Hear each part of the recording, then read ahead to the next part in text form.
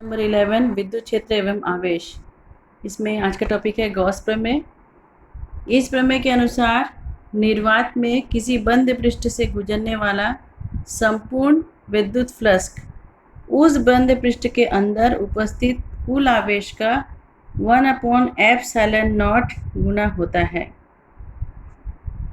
इसमें इम्पोर्टेंट है निर्वात में, आप स्टार्ट कीजिए निर्वात में किसी बंद पृष्ठ से। इसके बाद ये टर्म भी आपको मालूम है, संपूर्ण विद्युत फ्लक्स। विद्युत फ्लक्स का आपको ये टर्म्स मैंने कल ही बताया था। एप्सिलॉन नॉट को आप जानते हैं, एप्सिलॉन नॉट जो है निर्वात की विद्युतशीलता है। तो क्या बताया गया है कि निर्वात में किसी बंद पृष्ठ से गुजरने वाला संपूर्ण विद्युत फ्लक्स उस बंद पृष्ठ के अंदर उपस्थित कुल आवेश का 1/ε0 गुना होता है।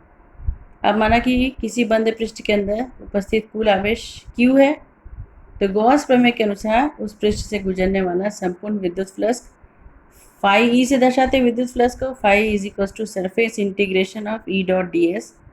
फिर से मैंने आपको सरफेस इंटीग्रेशन भी बताया था, ई डॉट डी एस ये भी मैंने बताया था। ये किसके बराबर होगा? Q/ε0। संपूर्ण आवेश का कुल आवेश कितना है? Q, उसका कितना गुना होगा? 1/ε0 गुना होगा। 1/, इसको ऐसे भी लिख सकते हैं 1/ε0 टाइम्स इंटू Q, इतना गुना होगा। जहाँ सरफेस इंटीग्रेशन जो है बंद पृष्ठ को दर्शाता है, ऊपर नहीं है, पृष्ठ चारों तरफ से बंद है। हमने क्या किया, एक बंद पृष्ठ S में किसी बिंदु पर, देखो ये एक बंद पृष्ठ है, क्लोज सरफेस है, क्लोज्ड सरफेस बंद पृष्ठ, क्लोज्ड सरफेस। इस क्लोज सरफेस के अंदर एक बिंदु O है और इस बिंदु O पर प्लस Q आवेश रखा हुआ है। इससे r दूरी पर एक बिंदु P है। यहाँ पर हम जानते हैं कि P पर विद्युत क्षेत्र की तीव्रता क्या होगी? 1/4πε0 Q/r² होगी और इसकी दिशा क्या होगी? O से P की ओर होगी। विद्युत क्षेत्र की तीव्रता OP की ओर होगी। P को घेरे हुए अल्प पृष्ठ ds की हमने क्या किया, बिंदु P को घेरते हुआ एक छोटा सा पृष्ठ की कल्पना कर ली। पूरा बंद पृष्ठ के लिए नहीं किया, पहले हमने एक छोटे से पृष्ठ की कल्पना की, गॉसियन पृष्ठ, गॉसी सतह की कल्पना की, या हम बोलेंगे छोटा सा पृष्ठ लेके पहले हम स्टार्ट करेंगे, फिर पूरे बड़े के लिए हम इसको क्या कर देंगे, इंटीग्रेट कर देंगे। P को घेरे हुए मतलब ऐसा पृष्ठ जिस पे से होकर से जो P बिंदु को लिए हुए है। अल्प पृष्ठ मतलब छोटा पृष्ठ ds की कल्पना की और इसकी दिशा जो है P से N की ओर होगी। ये इसकी दिशा P ये छोटे वाले पृष्ठ की दिशा आउटवर्ड होगी, ये बाहर की ओर P N की ओर इसकी दिशा होगी। ds पृष्ठ से गुजरने वाले विद्युत फ्लक्स d फाई क्या होगा? E dot ds। कल इसके बारे में बता चुके हैं। पृष्ठ यदि छोटा है तो उससे गुजरने वाला विद्युत फ्लक्स भी कम होगा। तो d phi is equal to E dot ds, dot product है इसलिए क्या हो जाएगा? E ds cos of theta, जहाँ पे थीटा क्या है? E और ds के बीच का कोण है। d फाई अब हम E का मान रखते हैं 1/4πε0 Q/r² ds cos थीटा। इसको थोड़ा सा स्टाइल से लिखते हैं, Q/4πε0 ds cos theta r², giving the name equation number 2।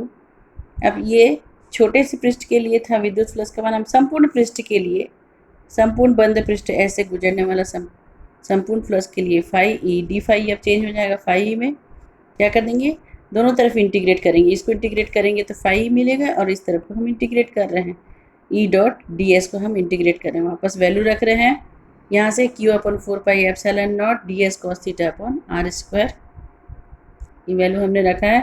और आप जानते हैं कि ds cos थीटा r² जो है, कल ही हमने बताया सॉलिड एंगल घन कोण के बारे में बताया, ds cos थीटा r² जो है वो d ओमेगा है। तो d ओमेगा पूरा क्लोज सरफेस के अकॉर्डिंग इसका वैल्यू 4π स्टेरेडियन होता है, कल मैंने बताया। इसलिए फाई क्या हो जाएगा? Q/4πε0 इंटू 4π और 4π यहाँ से कैंसिल हो जाएगा, बचेगा Q/ε0। Means phi is equal to Q/ε0। ये क्या है? Gauss theorem. हमने यही बताया था कि उस बंद पृष्ठ से गुजरने वाला संपूर्ण विद्युत फ्लक्स जो है उस पृष्ठ के अंदर उपस्थित आवेश का 1/ε0 टाइम्स होता है। यही हमने बताया और यही हमको क्या है, हमने प्रूफ भी किया। जब आप गॉस प्रमेय को लिखेंगे तब आप गॉस प्रमेय का स्टेटमेंट लिखिए और स्टेटमेंट लिखने के बाद आप इस मैथमेटिकली इसको लिखेंगे। जो आपने स्टेटमेंट लिखा उसी को आप गणितीय रूप में भी इसको लिखेंगे कि phi is equals to surface integration of E dot D S N which is equals to 1/4 pi epsilon naught times of Q that is Q upon epsilon naught. उसके बाद आप इसका प्रूफ देंगे। आप इसका यहाँ से इसका प्रूफ जो है वो चालू होता है, मतलब प्रमेय को आप इस प्रकार से सिद्ध करेंगे जिस स्टेटमेंट को आपने बोला है। यहाँ तक गॉस थ्योरम था। इसमें इस गॉस थ्योरम पे भी हम अलग अलग स्पेशल केसेस लगाते हैं कि माना कि बंद पृष्ठ के अंदर और भी आवेश हैं Q1, Q2, Q3 ऐसे Qn आवेश है। हमने अभी तक क्या लिया था, एक ही आवेश को लिया था बिंदुओं पर हमने प्लस Q चार्जेस लिए थे। हमने अब बताया कि इस ऐसा यदि एक पृष्ठ लेते जिसके अंदर बहुत सारे चार्जेस हैं Q1, Q2, Qn चार्जेस हैं, तब जो फाई का मान होगा Q1 upon epsilon naught, Q2 upon epsilon naught and plus Qn upon epsilon naught, taking outside 1 upon epsilon naught as a common term and inside it is Q1 plus Q2 plus Q3 up to Qn। And फिर से हमने एक summation का sign डाल दिया 1 upon epsilon not. पूरे चीज़ को एक में हमने रिप्रेजेंट किया। Summation means a kind of addition. हमने इसको एक जनरल टर्म्स बता दिया QI, और I चालू होता है 1 से लेकर के n तक। इसके बाद के स्पेशल केस है यदि प्लस Q आवेश S के बाहर है, S पृष्ठ के बाहर स्थित है, तब क्या हो जाएगा, phi is equals to 0 upon epsilon naught. और चूंकि 0 क्यों लिखा मैंने, Q है ही नहीं, Q बाहर है, पृष्ठ के अंदर नहीं है Q, इसलिए हमने क्या किया 0 रख दिया। So it is phi is equals to 0। Means यदि आवेश पृष्ठ के बाहर है तो क्या होगा, उससे गुजरने वाले संपूर्ण विद्युत फ्लक्स का मान कितना होगा, 0 होगा। यदि आवेश के परितः के परावैद्युतांक का माध्यम है, जब आपने स्टेटमेंट बताया तब आपने क्या बताया, निर्वात में, यहाँ से स्टार्ट किया था। अब हम बोल रहे हैं कि हमारा आवेश के चारों तरफ जो है निर्वात नहीं है, क्या है, एक मीडियम है, एक माध्यम है, और उस माध्यम का परावैद्युतांक कितना, के है। माध्यम परावैद्युतांक ये सब मैं पहले भी एक्सप्लेन कर चुकी हूँ, के माध्यम का एक परावैद्युतांक है। तब फाई का मान क्या हो जाएगा, Q अपॉन के एप्सिलॉन नॉट हो जाएगा, Q अपॉन के एप्सिलॉन नॉट हो जाएगा। ये आपको स्पेशली याद रखना है कि यदि हम निर्वात लेते हैं तब क्या होगा, यदि हम माध्यम लेते हैं तब इसका वैल्यू कितना हो जाएगा, और 1 अपॉन के टाइम्स हो जाएगा। इसके बाद आते हैं इसके महत्व को देखते हैं कि इस नियम का क्या महत्व है। इसमें से पहला पॉइंट है, जहाँ कूलम्स लॉ हम लागू करने में कठिनाई बोध करते हैं, कूलम्स लॉ कूलम्स लॉ की सहायता से जब हम E निकालने में हमको कठिनाई होती है, वहाँ पर हम क्या करते हैं, गॉस थ्योरम का उपयोग करते हैं E निकालने के लिए। ये फर्स्ट पॉइंट है। सेकेंड पॉइंट, किसी भी आकृति के बंद पृष्ठ के लिए यह नियम जो है सत्य है। बंद पृष्ठ होना चाहिए और किसी भी आकृति से भी ये चलेगा, सर्कुलर हो या गोलाकार हो ऐसा जरूरी नहीं है, किसी भी आकार के लिए बंद पृष्ठ के लिए हम ये नियम सत्य है। थर्ड पॉइंट है, पृष्ठ द्वारा घिरे सभी आवेशों के कारण संपूर्ण इलेक्ट्रॉनिक चार्जेस जो है, फ्लक्स जो हम ज्ञात कर सकते हैं। पृष्ठ द्वारा घिरे सभी आवेशों के कारण, जितने भी आवेश उस पृष्ठ के अंदर है, सब के कारण हम टोटल इलेक्ट्रिक फ्लक्स जो है हम ज्ञात कर सकते हैं। मैंने पहले भी इसको बताया, ये और भी चार्जेस है साथ में, तभी हम कर सकते हैं। फोर्थ पॉइंट, गॉस प्रमेय गॉसी पृष्ठ पर लागू होता है। गॉसी पृष्ठ हमने क्या किया, जैसे P के अराउंड एक पृष्ठ की कल्पना कर ली, गॉसी पृष्ठ, छोटा पृष्ठ से स्टार्ट करते हैं, गॉसी पृष्ठ मानकर स्टार्ट करते हैं, फिर हम उसको क्या करते हैं, इंटीग्रेट कर देते हैं या ऐड कर देते हैं। गॉसी प्रमेय जो है गॉसी पृष्ठ पर लागू होता है, लेकिन गॉसी पृष्ठ किसी भी विविक्त आवेशों से नहीं गुजरना चाहिए। विविक्त आवेश का भी सिंपल, आपको खूब ज़्यादा डिटेल नहीं चाहिए। डिसकंटिन्यूअस यदि आवेश होता है वैसे यदि गुजरता है पृष्ठ जो है, डिसकंटिन्यूअस आवेश से यदि नहीं गुजरना चाहिए। यदि गुजरता है तो वैसे में हमको कैसे आवेश चाहिए, सतत आवेश से गुजरेगा, तभी ये हो सकता है। कंटिन्यूअस चार्जेस से होगा तभी उस पृष्ठ से गुजरेगा, तब हम गॉसी पृष्ठ को हम उसमें लागू कर सकते हैं। गॉस प्रमेय भी उसमें लागू हो सकता है। फिफ्थ पॉइंट है, इस नियम से सममित निकाय के ई की गणना कर सकते हैं। सिमेट्रिकल मतलब सभी गुणों में ये समान होगा, ऐसा नियम से ऐसा निकाय जो कि सिमेट्रिकल है, मतलब हर एक बिंदु पर उस निकाय के कई गुण जो है समान है, तब क्या कहलाएगा, वो सममित निकाय कहलाएगा। वहाँ पर हम ई की गणना कर सकते हैं। सिक्स्थ पॉइंट है, गॉस नियम उन सभी क्षेत्रों के लिए सत्य है जो व्युत्क्रम वर्ग के नियम का पालन करते हैं। ये बहुत सिंपल चीज़ है, क्योंकि गॉस नियम में भी आपने देखा कि 1/r² आता है, और इसी प्रकार व्युत्क्रम वर्ग के नियम में भी 1/r² आता है। तो जो चीज़ें व्युत्क्रम वर्ग के नियम का पालन करते हैं वो गॉस नियम का भी पालन करेंगे।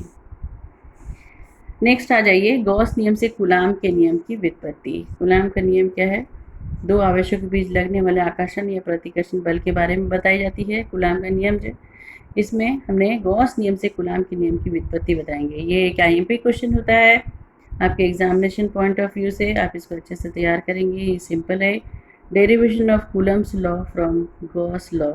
हमने क्या किया है, एक बिंदु ओ पर हमने क्या किया है, प्लस क्यू आवेश लिया है। इससे आर दूरी पर पी पर बिंदु पी है, प्लस ओ से पी तक की दूरी कितनी है, आर है। तो प्लस क्यू चार्जेस किस बिंदु पर स्थित है, ओ बिंदु पर स्थित है। इस आर दूरी पर एक बिंदु पी है। हमने क्या किया, ओ को केंद्र माना और इस आर को त्रिज्या लेते हुए एक गोलीय पृष्ठ की कल्पना की हमने। देखो क्या किया, ओ को हमने केंद्र माना और ये आर त्रिज्या को लेकर के हमने एक डॉटेड लाइन बताई। ये गॉसीय सतह को, गॉसीय पृष्ठ को प्रदर्शित करता है, जिसको गॉसियन सरफेस कहते हैं। गॉसियन सरफेस कहते हैं। एक हमने इस पृष्ठ की कल्पना की, ये क्या कहलाता है, गॉसियन सरफेस। और यहाँ ये जो सरफेस है ये बिंदु P से होकर गुजरता है। यहाँ पर हम देख रहे हैं कि E तथा S दोनों पृष्ठ के लंबवत बाहर की ओर है। यहाँ पर देखिए आप, E का जो डायरेक्शन होगा और ये पृष्ठ जो है इसका भी जो डायरेक्शन होगा रेडियली आउटवर्ड होगा। रेडियली मतलब देखिए रेडियस को आगे बढ़ाते हैं तो और बाहर की तरफ, that's why it is called radially outward. तो ये क्या होगा, बाहर की ओर होगा, लंबवत होगा और बाहर की ओर होगा। किसके, इस पृष्ठ के लंबवत होगा। तो E तथा S दोनों ही पृष्ठ के लंबवत बाहर की ओर होगी। या हम बोलेंगे कि E तथा S के बीच का कोण जो है वो क्या होगा, शून्य होगा। बहुत इजी है कि यदि E तथा S की दोनों की दिशा एक ही है और दोनों ही पृष्ठ के लंबवत है और बाहर की ओर है, इसका मतलब E तथा S के बीच का कोण क्या होगा, शून्य होगा। इस पृष्ठ से निकलने वाला संपूर्ण फ्लक्स फाई हमने फॉर्मूला पुट किया है, E dot ds over close surface S E ds cos of 0। Clear हो गया मेरे ख्याल से। कॉज 0 हमने क्यों रखा, क्योंकि E और S के बीच का कोण अब थीटा नहीं है, कितना है, शून्य है। तो E को हमने बाहर कर दिया, अंदर केवल बचा ds मीन्स गोलाकार पृष्ठ का क्षेत्रफल। गोली पृष्ठ का क्षेत्रफल का फॉर्मूला आप जानते हैं, E 4 पाई r स्क्वायर, गोले का क्षेत्रफल 4 पाई r स्क्वायर। परंतु गॉस प्रमेय से हमको क्या मालूम है कि फाई क्या होता है, उस पृष्ठ पर उपस्थित कुल आवेश का 1/ε टाइम्स होता है, means phi is equal to q/ε0। तो हम दोनों को इक्वेशन को, ये इक्वेशन भी फर्स्ट और ये यदि सेकंड हम डालते हैं तो हम क्या लिख सकते हैं कि फ्रॉम फर्स्ट एंड सेकंड दोनों ही एक्सप्रेशन जो फाई के लिए है, इसका मान है phi equal to E 4 pi r square. यहाँ पे फाई के मान है q/ε0। So we can equate them. So with the help of 1 and 2 we can write E dot 4 pi r square is equals to q/ε0 और E is equals to 1/4 pi। हमने style change करके लिखा है, epsilon not के साथ 4 पाई को ले लिया है, 1/4 pi epsilon not q upon this r square. अब ये हम कल्पना करते हैं कि बिंदु P पर क्या है, एक परीक्षण आवेश Q0 रखा हुआ है। ये हमने कल्पना की है कि P बिंदु पर हमारा एक परीक्षण आवेश है, उस पर कितना बल लगाएगा, हम ये देखेंगे कि ये विद्युत क्षेत्र जो है Q0 पर कितना बल लगाएगा। तब प्लस Q आवेश के कारण Q0 पर लगने वाला बल क्या हो जाएगा, F is equal to Q0 into E। ये वाला एक्सप्रेशन भी मैं आपको पहले लेक्चर्स में बता चुकी हूँ। तो P पर रखा हुआ Q0 परीक्षण आवेश पर लगने वाला बल F will be equal to Q0 into E and E के वैल्यू का आप रखते जाइए, 1/4 pi epsilon naught Q0 upon r square. आप इस यहाँ से आपकी E की वैल्यू को यहाँ रखिए, 1/4 pi epsilon naught Q0 upon r square. और यही क्या है, कूलम्स लॉ है। तो हमने क्या किया था, हमने गॉस सतह से स्टार्ट किया था, गॉस प्रमेय से स्टार्ट किया था, सारा चीज़ जो है गॉस थ्योरम से स्टार्ट किया था और फाइनली हम कहाँ पहुँच गए, कूलम्स लॉ पर पहुँच गए। सो it is a very important question, आप इसको अच्छे से तैयार कर लेंगे। Thank you.